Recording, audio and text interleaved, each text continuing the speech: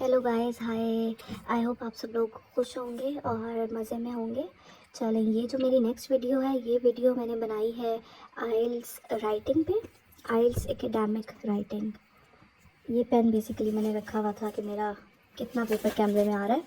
पहले मैं इधर अपनी स्टेशनरी निकाल लूँ सारी। Oh my God, just look at my stationery. बस आप इसको देखें और इसको देखते रहें। चलें जी, ये है मेरी सारी स्टेशनरी।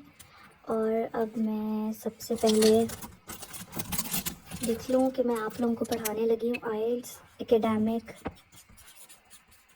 राइटिंग, और ये होगा उसका टास्क 1। ठीक है, इससे पहले कि मैं अपनी वीडियो शुरू करूँ, सबसे पहले आई थिंक मुझे आप लोगों को बता देना चाहिए कि इसकी रिक्वायरमेंट्स क्या होती है। और ये जितनी भी मेरी वीडियोज़ हैं, इनका टारगेट स्कोर है 8 to 9। तो ज़रूर आप लोग मेरी वीडियोस देखें अगर आप लोगों को भी इसमें स्कोर चाहिए इतना।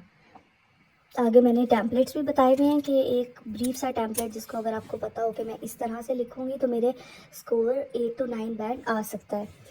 अच्छा, अब सबसे पहले जो मिनिमम वर्ड काउंट है दैट इज़ 150। एटलीस्ट आपको 150 वर्ड्स लाजमी तौर पे लिखने हैं। जो भी हो जाए, 150 से कम वर्ड्स नहीं लिखने। आइडियली आप एम करें 160 से 190 वर्ड्स। ठीक है, ऑल की पॉइंट्स को कवर करने के लिए। ठीक है, 160 से कम ना हो, 190 से ज़्यादा ना हो, और 150 से कम तो बिल्कुल भी ना हो। एम आपका होना चाहिए 160 से 190। इसमें आपने जो है वो उसके सारे की पॉइंट्स को लाजमी तौर पे कवर करना है। ठीक है, अगर आप लेस वर्ड्स लिखेंगे 150 से कम तो आप कि जो है वो रिज़ल्ट में अच्छा स्कोर नहीं आएगा, बिकॉज आपने टास्क कंप्लीट अचीव नहीं किया। So for task achievement you need 150 words at least. अब जो रिक्वायरमेंट्स हैं बैंड 9 स्कोर की, उसमें एक तो फर्स्ट चीज़ तो आ जाती है टास्क अचीवमेंट। टास्क अचीवमेंट कब पूरी होगी? जब आपने वर्ड काउंट पूरा लिखा हो। ठीक है, सेकंड, आप सारे पार्ट्स को डिस्क्राइब करें। जो भी क्वेश्चन में है कि आप कंपेयर करें उससे, इन दोनों को एक्सप्लेन करें, की फीचर्स को एक्सप्लेन करें। आपको सारी चीज़ें बतानी है। All the key details you have to mention. ठीक है, की डिटेल्स आपको सारी की सारी लाजमी तौर पे पता होनी चाहिए और आपने उसको बहुत अच्छी तरह लिखना है। अब जो एक और चीज़ जिस पे आपका स्कोर डिपेंड करता है that is overview. Overview is must for task 3। ठीक है, दैट इज़ राइटिंग। ओवरव्यू ज़रूर होना चाहिए, जो समराइज़ कर दे कि मेन ट्रेंड क्या चल रहा है, फीचर क्या है, उसको बहुत क्लियरली और एक्यूरेटली बताए। सेकेंड जो चीज़ आ जाती है, अच्छा अब मैं आपको बता रही थी, एक तो होना चाहिए टास्क अचीवमेंट। टास्क अचीवमेंट में वर्ड्स आ गए, उसके की पार्ट्स को डिस्क्राइब करना है और ओवरव्यू करना है। ये दोनों बेसिकली टास्क अचीवमेंट की ही जो है वो सब कैटेगरीज हैं। सेकंड चीज़ आ जाती है कोहेरेंस एंड कोहेजन। ठीक है, अब कोहेरेंस एंड कोहेजन जो है वो अक्सर लोगों को समझ नहीं आती, वो ज़रा गलत कर देते हैं coherence and cohesion. Coherence and cohesion का आपने ख़ास ख्याल रखना है। इसका मतलब क्या होता है कि आपके आइडियाज़ जो हैं वो लॉजिकली आप अपने आइडियाज़ को ऑर्गेनाइज कर पा रहे हैं या नहीं। ठीक है, तो आपकी जो ऑर्गेनाइजेशन है वो लॉजिकली होनी चाहिए। इसके अलावा आपने ओवरव्यू दिया है या नहीं दिया, और आपने ओवरव्यू में मेन ट्रेंड बताया है कि अगर कोई बार ग्राफ है तो उसका क्या ट्रेंड है, अगर कोई लाइन है तो उसका क्या ट्रेंड है, अगर कोई एरिया की मॉडिफिकेशन है, कोई एरिया की पहले की पिक्चर है उसके बाद की है, तो उसका आपने ट्रेंड बताया है या नहीं बताया। इसके अलावा आपने डिटेल्स भी आती हैं कोहेरेंस एंड कोहेजन में, जिसमें आपने डिटेल्स बतानी है। जैसे कि आप किसी चीज़ को कंपेयर कर रहे हो, स्पेसिफिक कंपैरिजन्स लाजमी तौर पे करना है, और डिस्क्रिप्शन डिस्क्राइब भी करना है। जहाँ जिस चीज़ को डिस्क्राइब करना पड़े उसको डिस्क्राइब करना है, जहाँ कंपैरिजन ज़रूरी है वहाँ कंपैरिजन करना है। ये सारी चीज़ें आती हैं कोहेरेंस एंड कोहेजन में। इसके अलावा ये तो हो गया आपने किस तरह अपने इसको लॉजिकली ऑर्गेनाइज किया है, ठीक है। आपने ओवरव्यू दिया, फिर आपने डिटेल्स दी। अब सेकंड चीज़ आ जाती है कि आपने रेंज ऑफ वर्ड्स यूज़ करने हैं, ठीक है। फर्स्ट थी कि लॉजिकली ऑर्गेनाइजेशन होनी चाहिए जिसमें ओवरव्यू हो, डिटेल्स हो, उनका कंपैरिजन हो या डिस्क्राइब किया हो। सेकंड चीज़ है रेंज ऑफ वर्ड्स, जो है वो आपने रेंज ऑफ वर्ड्स यूज़ करने हैं। और जो words, range of linking words basically, that is must. Linking words क्या होते हैं? लिंकिंग वर्ड्स होते हैं जैसे कि आ गया हाउएवर, इसी तरह in contrast to, similarly, overall, naturally, ये जो सारे हैं ये सारे लिंकिंग वर्ड्स हैं। तो आपने लिंकिंग वर्ड्स का यूज़ लाजमी करना है। ये जो है लिंकिंग वर्ड्स बेसिकली एक कोहेरेंस को डिस्क्राइब करते हैं कि आप किस, जो आप लिख रहे हैं उस कितनी कोहेरेंट समरी है जो कि आपने लिखी है, ठीक है। अब आपने एक तो रेंज ऑफ वर्ड्स यूज़ करने हैं और जो ओवर यूजिंग है ना वो भी नहीं करनी, कि आपने ये नहीं कि आपने सेंटेंसेस को ओवर कॉम्प्लेक्स बना दिया। अच्छा, मैं सारे सेंटेंसेस जो हैं वो मैं कॉम्प्लेक्स ही लिखूँ, नहीं। आप सिंपल सेंटेंसेस, रेंज हो, सिंपल भी हो, कंपाउंड भी हो, कॉम्प्लेक्स भी हो, सारे के सारे रेंज होनी चाहिए बेसिकली। हर सेंटेंस टाइप नज़र आनी चाहिए, हर चीज़ लिखी हुई नज़र आनी चाहिए। जो थर्ड चीज़ आती है दैट इज़ लेक्सिकल रिसोर्स। अब ये क्या है? ये बेसिकली है कि आप वोकैबलरी जो है उसकी वाइड रेंज यूज़ कर रहे हैं कि नहीं। अब इसमें आपने वाइड रेंज यूज़ करनी है वोकैबलरी की। जैसे अगर आप ट्रेंड्स बता रहे हैं तो आपने ट्रेंड्स में इंक्रीज़ बता सकते हैं। इसी तरह आप डिक्लाइन, कुछ जगहों पे आप डिक्रीज़ का वर्ड यूज़ कर सकते हैं। अब ये नहीं आपने एक जगह इंक्रीज़ का वर्ड यूज़ कर लिया तो आप हर जगह इंक्रीज़ इंक्रीज़ इंक्रीज़ ही लिखते रहें, नहीं। आप किसी जगह इंक्रीज़ लिखें, किसी जगह जो है वो लिख सकते हैं ग्रो, लिख सकते हैं इट्स ग्रोइंग, किसी जगह आप कुछ और लिख सकते हैं। इसमें भी मेरी कुछ और वीडियोस हैं जिसमें मैंने ट्रेंड्स बताए हैं कि अगर वो इंक्रीज़ हो रहा है तो आप इंक्रीज़ के साथ कौन कौन से और वर्ड्स हैं जो आप इंक्रीज़ की जगह पे लिख सकते हैं। तो मेरी जाके वो भी वीडियोस देखें जिसमें मैंने बताया है कि अगर फ्लक्चुएट का आपने बताना है तो आप इसके साथ और कौन कौन से वर्ड्स यूज़ कर सकते हैं, पीक के लिए कौन कौन से वर्ड्स यूज़ कर सकते हैं। इसी तरह आपने जो है वो वोकैबलरी में एक तो ट्रेंड्स को एक्सप्लेन सही तरह से करना है। सेकंड चीज़ जो कि आपने अच्छी तरह करनी है दैट इज़ एडजेक्टिव्स का यूज़, ठीक है। Adjectives and adverbs, for example slightly, significantly, moderate, rapidly, इन सब वर्ड्स का आपको यूज़ करना आना चाहिए, ठीक है। अब ये जो मेरी आप वीडियोस हैं उसमें आप जाके देखें तो मैंने उसमें वर्ड्स की लिस्ट बताई हुई है कि कौन से वर्ड आप किस टाइम पे किस तरह यूज़ कर सकते हैं। तो अगर आपने सेंटेंस में एक जगह इंक्रीज़ लिखा है तो नेक्स्ट जगह आप इंक्रीज़ की जगह दूसरा वर्ड यूज़ कर लें। इसी तरह आप स्लाइटली की जगह दूसरा वर्ड यूज़ कर सकते हैं। लाजमी आपने जाके मेरी दूसरी वीडियोस भी देखनी है। इसी तरह एक हो गया था, ट्रेंड्स आ गए थे हमारे पास लेक्सिकल रिसोर्स में। सेकंड चीज़ आ गई थी एडजेक्टिव्स। थर्ड चीज़ जो लेक्सिकल रिसोर्स में ज़रूरी होती है that is comparisons.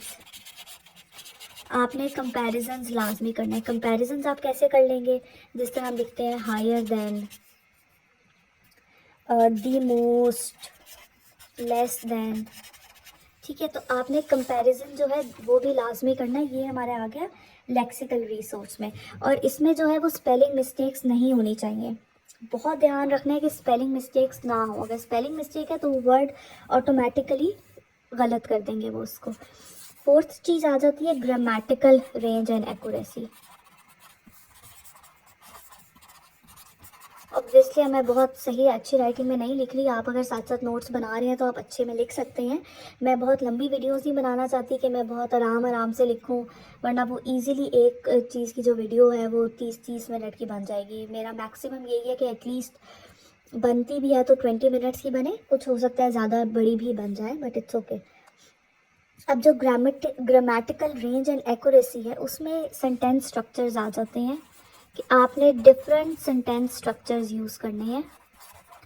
Simple sentences हो सकते हैं, कंपाउंड सेंटेंसेस हो सकते हैं, कॉम्प्लेक्स सेंटेंसेस हो सकते हैं। अब आपने ये आपकी कोशिश नहीं होनी चाहिए कि मैं सारे के सारे सेंटेंस सिंपल बना दूँ, नहीं।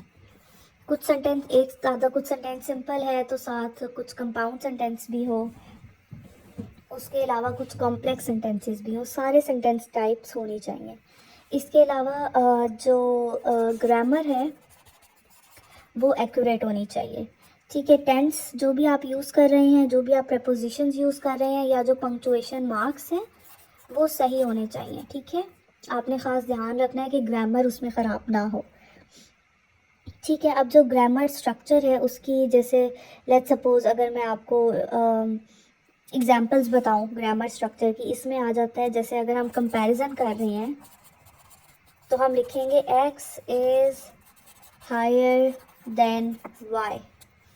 अब यही अगर हमने पैसिव वॉइस में लिखना है तो हम यही नहीं, अगर हमने पैसिव वॉइस में कोई चीज़ बतानी है तो हम बताएंगे, जैसे हो गया the number of visitors was increased, ठीक है। अब कॉम्प्लेक्स सेंटेंस क्या बनेगा,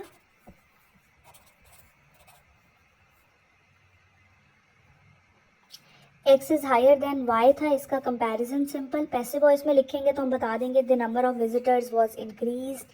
अब इसका यही जो है वो कॉम्प्लेक्स सेंटेंस किस तरह बनेगा, वो बनेगा while x increased y showed a downward trend, ठीक है। आई होप आपको समझ आ गई होगी कि आप किस तरह, एक जगह अगर आपने सिंपल सेंटेंस किसी भी चीज़ के बारे में यूज़ कर लिया है तो आप नेक्स्ट पॉइंट को बताने के लिए थोड़ा कॉम्प्लेक्स सेंटेंस यूज़ कर लें। उससे नेक्स्ट को बताने के लिए आप कंपाउंड सेंटेंस यूज़ कर सकते हैं, लेकिन आपने मेक श्योर करना है कि आप सारे सेंटेंस टाइप जो हैं वो आप यूज़ कर रहे हो। ये 4 चीज़ें जिन पे आपको टेस्ट किया जाता है, ठीक है। ये मैंने आपको क्या क्या बताया। फर्स्ट आ जाता है टास्क अचीवमेंट, ठीक है। First is task achievement, second is coherence and cohesion, third is lexical resource, and fourth one is grammatical range and accuracy, ठीक है। ये आ जाती हैं। अब कुछ टिप्स जो राइटिंग टास्क 1 के लिए आपको ज़रूरी है, उसमें क्या है कि इसके लिए आपको 20 मिनट्स दिए जाते हैं, ठीक है। अब आपने 20 मिनट्स को अपने कैसे यूटिलाइज़ करना है, सबसे पहले आपने लिखने से पहले 2 to 3 मिनट्स जो है वो एनालाइज करना है, सिर्फ जो चीज़ आपको दी गई है, ठीक है। उसको आप एनालाइज करें, उसमें देखें कि अच्छा इस चीज़ का ट्रेंड ऐसे शो किया हुआ है, इसका ट्रेंड ऐसे शो किया हुआ है, तो मैं इनको इससे कंपेयर कर सकता हूँ, इस पॉइंट को इससे कंपेयर कर सकता हूँ। ओवरव्यू में किस तरह लिखूँगा, और जो की वर्ड्स हैं, की वर्ड्स पे ख़ास फोकस करें, की ट्रेंड्स पे ख़ास फोकस करें, कंपैरिजन्स पे फोकस करें और कॉन्ट्रास्ट्स पे, ठीक है। अननेसेसरी डिटेल्स आपने नहीं देनी। इसके अलावा जो लास्ट के 2 मिनट्स हैं वो आप रखें प्रूफ रीड के लिए। अक्सर होता है बीच में स्पेलिंग में हम कोई चीज़ जल्दी में लिखते हुए गलत लिख देते हैं, तो लास्ट के 2 मिनट्स प्रूफ रीड के लिए रखते हैं। तो 20 मिनट्स में से 5 मिनट्स आपने, 3 मिनट्स एनालाइजेशन के, 2 मिनट्स प्रूफ रीड के, आपके पास 15 मिनट्स रह जाते हैं। और ये आप जितनी ज़्यादा, अभी आप मेरी जैसे वीडियोस में टेम्पलेट्स देखेंगे तो आपने और भी अपने टॉपिक्स, पुराने पेपर्स के जो ब्रिटिश काउंसिल इनकी बुक्स होती हैं कैम्ब्रिज की, उससे आप बुक्स देखें और आप प्रैक्टिस करें। आप जितनी ज़्यादा प्रैक्टिस करेंगे उतना ज़्यादा आपके मार्क्स अच्छे आने के चांसेस होंगे और उतना ईजीली आप जो है वो एग्ज़ाम में लिख सकेंगे। चलें अब हम शुरू करते हैं टेम्पलेट्स से, ठीक है। सबसे पहले तो मैं आप लोगों को टेम्पलेट आई थिंक देती हूँ किसी भी बार ग्राफ का, अगर आपके पास कोई भी बार ग्राफ आ जाए तो, ठीक है। बार ग्राफ का ये टेम्पलेट है। अब आपने इन टेम्पलेट्स को ना कहीं लिख लें, इनको पहले अच्छी तरह इनको समझें, इनको पढ़ें, बार बार पढ़ें और फिर लिखने की प्रैक्टिस करें। पास जो बुक्स हैं उनसे निकाल के आप लिखने की प्रैक्टिस करें, एटलीस्ट 10 बारग्राफ्स आप लिखें, देन आप ना थोड़ा सा फ्लुएंट हो जाएंगे लिखने में, आपको इजीली लिखा जाएगा। जब आप जल्दी लिख सकेंगे तो आप उसमें प्रूफ रीड करते हुए अपनी चीज़ों को एडजस्ट जल्दी कर सकते हैं। तो ज़रूर लिखने की प्रैक्टिस करें। अब बारग्राफ जो भी चीज़ होगी आपने लिखते हुए, एक तो शुरू में आपने इंट्रो देना है, ठीक है। जो इंट्रोडक्शन होगा दैट इज़ वही जो स्टेटमेंट दी हुई है उसको थोड़ा सा मॉडिफाई करके लिख देना है और की फीचर्स बता देने हैं, ठीक है। इंट्रोडक्शन के बाद आपने ओवरव्यू बताना होता है, ओवरऑल ट्रेंड कैसा है, एंड देन की फीचर्स। अब ये टोटल 4 पैराग्राफ्स भी हो सकते हैं कि आप की फीचर्स 2 पैराग्राफ्स में बता दें, या ये 3 पैराग्राफ्स भी हो सकते हैं, ठीक है। अब बारग्राफ शुरू करते हैं। इंट्रोडक्शन आप किस तरह लिखेंगे, अब इसमें कोई सा भी बारग्राफ हो सकता है। अब आप उसको इस तरह से लिख सकते हैं कि जैसे आप बता दें कि the bar graph illustrates, and then there's a dash, you can put for example describe the data shown. For example आप इसमें लिखते हैं the bar graph illustrates the percentage of people who prefer different types of transportation in 4 countries, ठीक है। Bar graph क्या चीज़ illustrate कर रहा है, आपने इसमें वो बात लिखनी है। सेकंड आप इसी के साथ लिख सकते हैं इट प्रोवाइड्स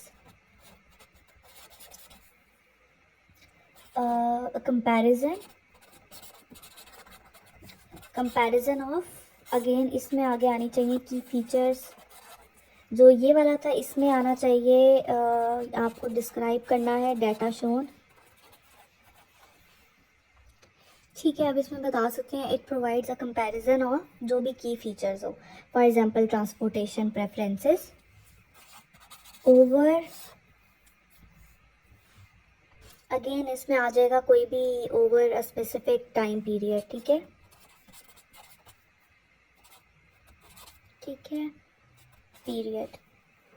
ये आ गया आपका इंट्रोडक्शन, ठीक है। द बार ग्राफ इलस्ट्रेट्स, आगे आप जो भी डाटा में बताई हुई चीज़ है वो लिखें, and then it provides a comparison of, जिस भी की फीचर्स का इसमें कंपैरिजन हुआ है वो बताएं, and then over a period of, कितने पीरियड्स में ये बात, मतलब कितने ड्यूरेशन में इन्होंने ये बात की हुई है, कितने टाइम पीरियड की ये बात कर रहे हैं, ठीक है। इसके बाद नेक्स्ट जो अब हमने पढ़ लिया है इंट्रोडक्शन, अब जो ओवरव्यू आपने लिखना है, ओवरव्यू आप कैसे लिखेंगे, ओवरव्यू आप शुरू कर सकते हैं overall it is clear that,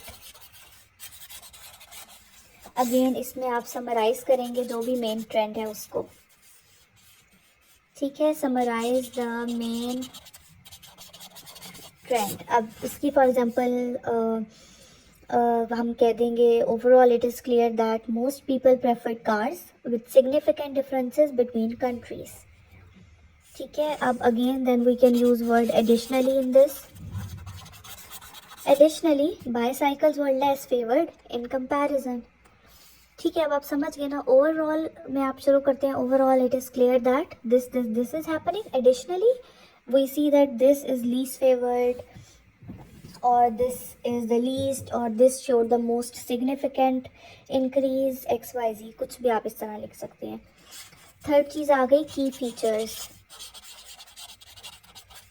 अब की फीचर्स जो है ना that is the most important, इसमें आपने इसको आप शुरू कर सकते हैं कि इस तरह के इन डिटेल, अब आप कोई सा भी स्पेसिफिक डाटा पॉइंट बता देंगे, ठीक है। फॉर एग्जांपल मैं बता दूं country A had the highest preference for cars with 60% of people choosing it, and then again इसको फिर हम लिंक कर सकते हैं इस तरह के, meanwhile country B saw a significant rise in bicycle usage reaching 45%, and then again we can write that on the other hand country she had the lowest preference for cars at just 30%। इसमें आपने जो है ना वो bar graph को read करके points लिखने हैं, ठीक है। इन डिटेल में आपने डाटा जो गिवन है उसको बताना है कि इन डिटेल कंट्री ए और in detail this thing is that percent, meanwhile this thing showed an increase or showed a decline, on the other hand that thing remains static or changed slightly, या change significantly. ठीक है, इस तरह आपने की features को बताना है। की फीचर्स के आप 2 पैराग्राफ यूज़ कर सकते हैं। अब एक में आपने ये शुरू कर लिया कि डिटेल, अब आप जो नेक्स्ट पैराग्राफ होगा उसमें आप बता सकते हैं कि another notable observation is that, फिर आप किसी भी सेकंड कैटेगरी के बारे में बात कर लें। For examples the apples had a consistent demand, particularly in country C, whereas sales peaked at 50%. किसी भी सेकंड कैटेगरी के बारे में बताएं, and then again in contrast जो कैटेगरी बी हो, इट वाज लेस पॉपुलर, उसकी डिस्क्राइब कर दें कि it was less popular. And then again इसके अलावा बता सकते हैं specially in dash where whatever, जो भी चीज़ हो। ठीक है, मतलब आप सेकेंड पैराग्राफ यूज़ कर सकते हैं। Another notable observation is that this thing showed the most और the significant increase in this area, in contrast the country B showed the least improvement, whatever, जो भी चीज़ें हों वो इस तरह आपने की फीचर्स को एक्सप्लेन करना होता है अपने। अब कंक्लूजन इज़ ऑप्शनल। ठीक है, अगर कुछ लोग कंक्लूजन लिखना चाहते हैं वो लिख सकते हैं, नहीं लिखना चाहते वो ना लिखें। अब अगर किसी ने लिखना है कंक्लूजन, तो आप कंक्लूजन किस तरह लिख सकते हैं? Again it's optional, it's not compulsory कि आप लिखें। अगर किसी ने लिखना है तो वो लिख सकता है कि टू कंक्लूड। अब जैसे लेट्स सपोज किसी ने ऊपर वाली सारी चीज़ें लिख ली और वो वर्ड काउंट करता है और उसके 100 वर्ड्स बने हैं या 120 बने हैं, अब वो से है कि मैं ऊपर जाके कहाँ बीच में एडजस्ट करूँ, तो वो एक कंक्लूजन एंड में लिख सकता है, एक अलग से पैराग्राफ ना। To conclude the data clearly demonstrates that this thing is happening. For example, consumer preferences varied significantly between countries, with a marked preference for certain fruits over others, or marked preference of certain mode of transportation over others। जो भी point हो वो आप इसमें लिख सकते हैं।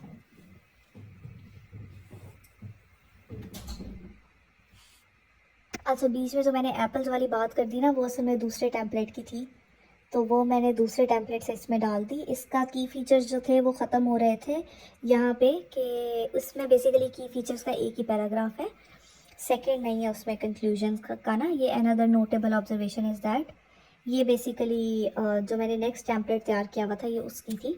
But it's okay, आप मतलब अगर इसमें भी आपने दूसरा पैराग्राफ लिखना हो तो आप अपनी बात जो भी बतानी हो वो आप बता के इसमें लिख सकते हैं। ये कोई गलत मैंने टेम्पलेट नहीं बताया। ठीक है, अब टेम्पलेट 2 पे आ जाते हैं। टेम्पलेट 2 क्या है? आप इसमें इंट्रो किस तरह बता सकते हैं? अगेन वही बात, द बार ग्राफ। अब आप इलस्ट्रेट्स की जगह यूज़ कर सकते हैं कंपेयर्स। ठीक है, कंपेयर्स में आपने बताना है इसके बाद कि briefly you have to describe what is compared. For example, annual sales of 3 different types of fruit across 5 countries. ठीक है, अब आप उसके भी इसमें चीज़ें डाल सकते हैं कि जैसे उसमें बताया हुआ था कि over a period of this much time, वो चीज़ आप इसमें भी ऐड कर सकते हैं टैम्पलेट्स में ना। आप अपना खुद का एक टैम्पलेट बना लें इन सब टैम्पलेट्स को मिक्स करके, जो भी आपको अच्छा लग रहा हो। सेकंड आ जाएंगे की फीचर्स। की फीचर्स में अगेन हम इसमें उसमें हमने यूज़ किया था इन डिटेल्स,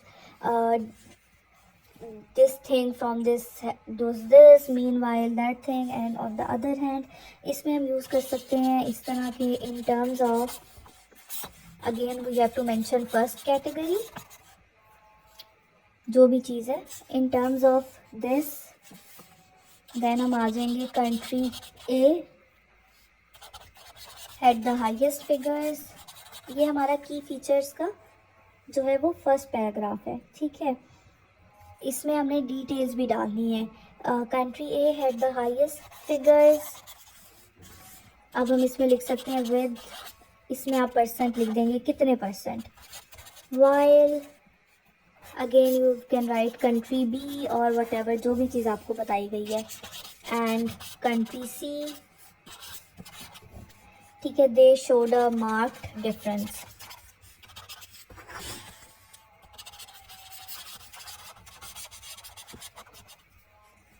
और इस तरह आप लिख सकते हैं कि they showed a marked difference with the figures of this percent and this percent. इसके बाद आप यूज़ कर लेंगे वर्ड रिस्पेक्टिवली, ठीक है.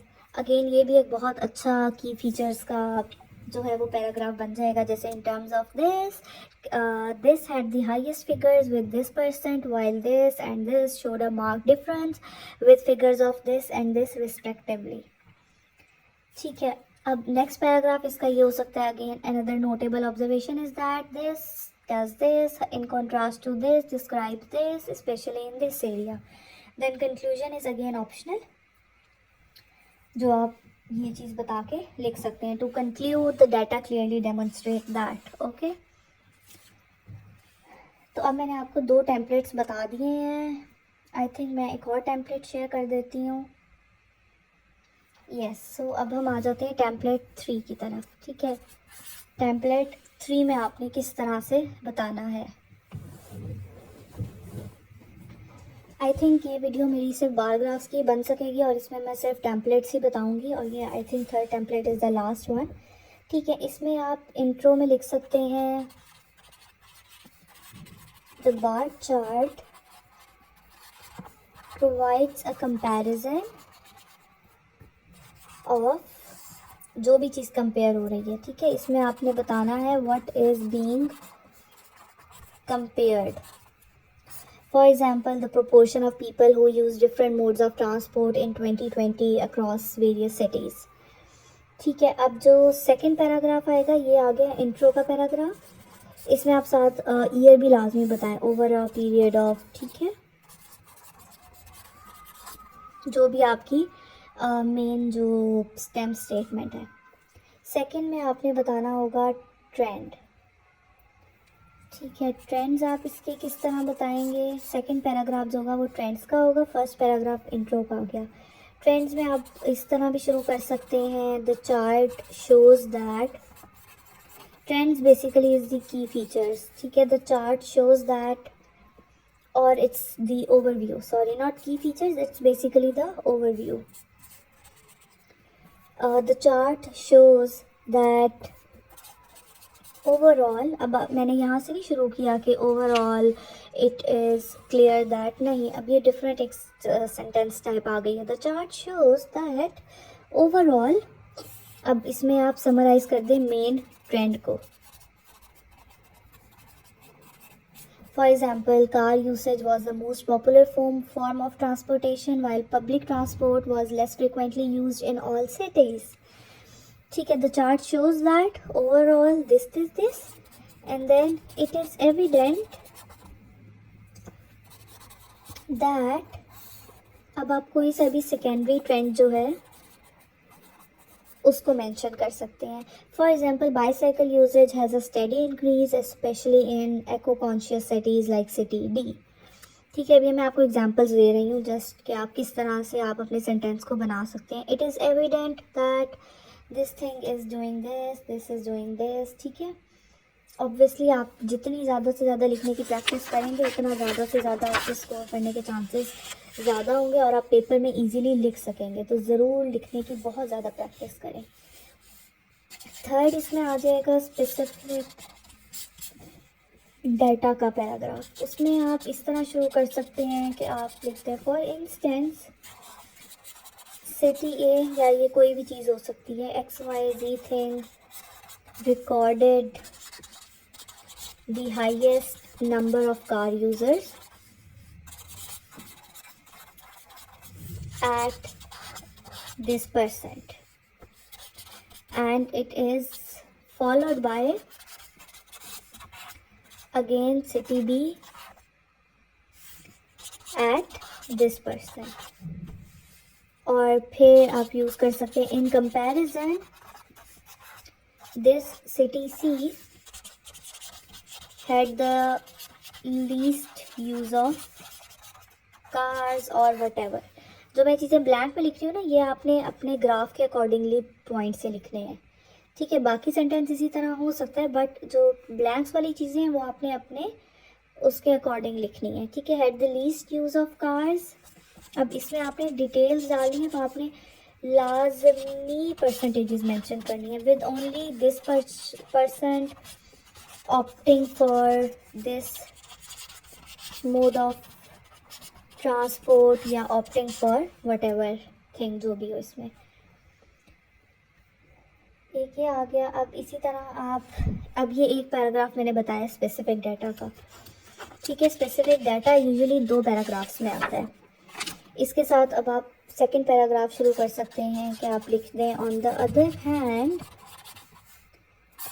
What ever city D it showed the most significant rise in whatever use reaching इतने percent. अब आप देख रहे हैं हर जगह जो परसेंटेज यूज़ की है मैंने परसेंटेज को बताने के लिए, वो डिफरेंट टाइप यूज़ किया है। रीचिंग इतने परसेंट, एट इतने परसेंट, और विद ओनली इतने परसेंट ऑप्टिंग फॉर दिस, ठीक है। While other cities maintained usage of whatever rates below XYZ%, ठीक है। ये कैसे बनेगा? On the other hand dash showed the most significant rise in dash use reaching dash percentage, while other dash maintained usage rates below dash percentage, ठीक है। अभी आप जितनी ज़्यादा प्रैक्टिस करेंगे आपको चीज़ें याद भी हो जाएंगी, और आप डिफरेंट फॉर्म्स को यूज़ करके बनाना भी आपको आ जाएगा। ये टेम्पलेट ये नहीं है कि आप इसको रट के जाएं और एज इट इज़ जाके लिख दें, नहीं, ये एज इट इज़ किसी भी चीज़ पे फिट नहीं होंगे। आपको मेक श्योर करना है कि आप बस इनको याद करें, इनको ज़्यादा से ज़्यादा दफ़ा पढ़ें, ताकि आपके माइंड में आपको पता चल जाए कि आपने ट्रेंड कोई सा भी यूज़ करना है तो आपने किस तरह उसको यूज़ करना है,